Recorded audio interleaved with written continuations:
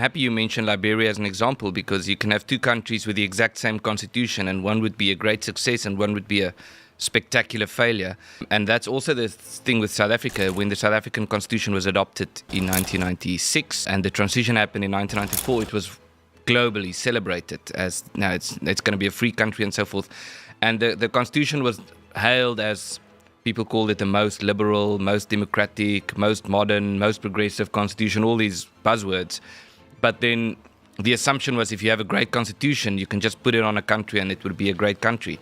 But there are other factors that determine whether the country would be a success. And one of it is demographic makeup, not so much black or white, but just how homogeneous is the country as opposed to how diverse is it.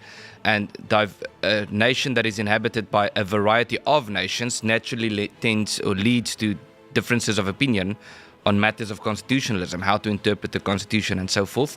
That's one factor. Another factor is the fact that it's very big. It's a very big country, but it's very centralized.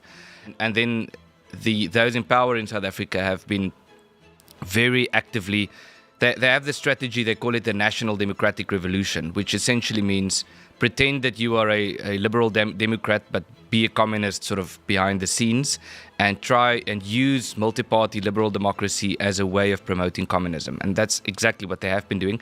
And they have publicly said so, that they write policy documents and they would explain, in order for us to implement our communist agenda in South Africa, we need to create the perception that we are actually liberals, and it's all written down in their policy documents. And yes, it's undoubtedly a big Marxist experiment, but it's also, as Laura said, sort of an open society experiment.